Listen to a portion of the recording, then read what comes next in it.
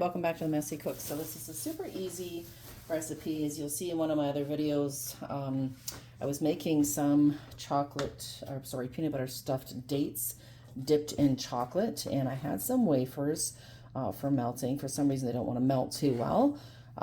So what I'm going to do to save this, I don't want to waste the chocolate, there's nothing wrong with this, just not melting well, is I'm going to make chocolate clusters. So this is a recipe that is really well used for leftover chocolate. So if this had worked, I do have chocolate chip I'm going to use from my other recipe, but whenever you melt something, you melt chocolate and you have leftover chocolate and you don't want to waste it, you know, it costs money. I add in a whole bunch of raisins and I add in some peanuts. So I'm going to add in the raisins, about a cup of raisins, just give or take whatever you want to add in. I'm just going to hold this to the side because this is a little warm.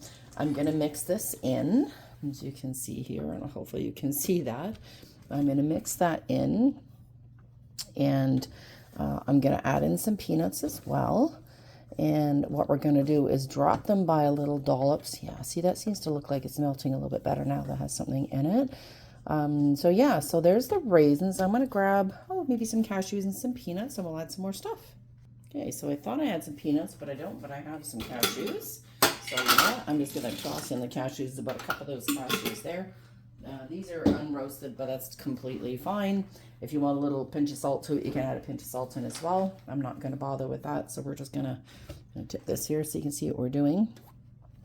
So what I want to do is I just want to mix this until everything is coated. Like I said, you know, you don't want to waste anything. So when you have an unhappy incident, unfortunately, that chocolate wasn't melting as well as I hoped for dipping those date things in.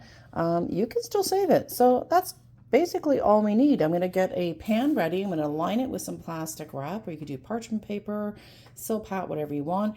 I'm going to drop these by teaspoons onto that, and then I'm going to refrigerate them, and then we have chocolate raisin clusters.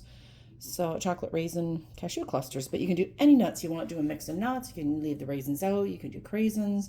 You can put coconut. This is kind of, it's just melted chocolate with whatever you want in it. This is what I do. So I'm going to get that pan ready and we're going to scoop these out. And in the meantime, I'm going to turn the heat off on that. And we'll come right back to get these all set and I'll show you what we do next. Okay, so you can see here I've got a big cookie sheet. I'm just putting some plastic wrap on the bottom. And I'm going to grab a teaspoon here. Here we go, I got a teaspoon. I'm going to,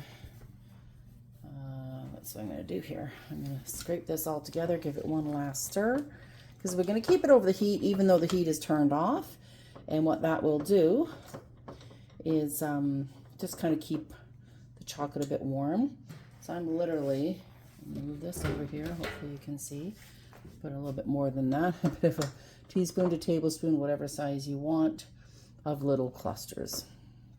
And that's it. Like I said, put in whatever chocolate you want to use, any sort of fillers you want to use. Right? I like raisins and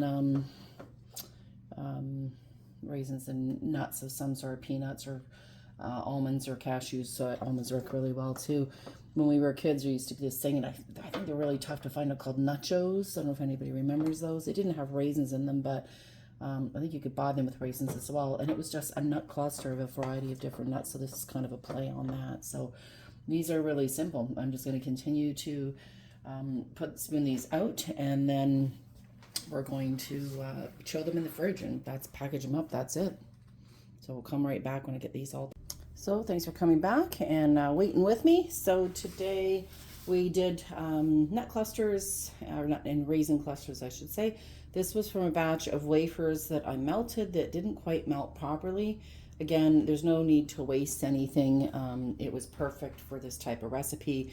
Whenever I'm melting chocolate and I'm dipping something or whatever, and I have leftover melted chocolate, I always make clusters out of it. It's a good way to use up odds and ends of ingredients and not wasting the chocolate that you have, or if the chocolate isn't melting quite right, but it's not burnt or seized up, which will kind of go hard and look crumbly, you can still use it. So this is my raisin and cashew clusters.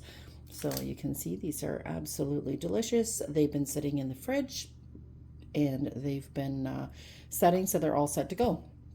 These freeze perfectly. You can keep them in the refrigerator or the freezer for up to a few months. I'm going to pop mine in the freezer. And thank you for joining me. I hope you guys have a wonderful day.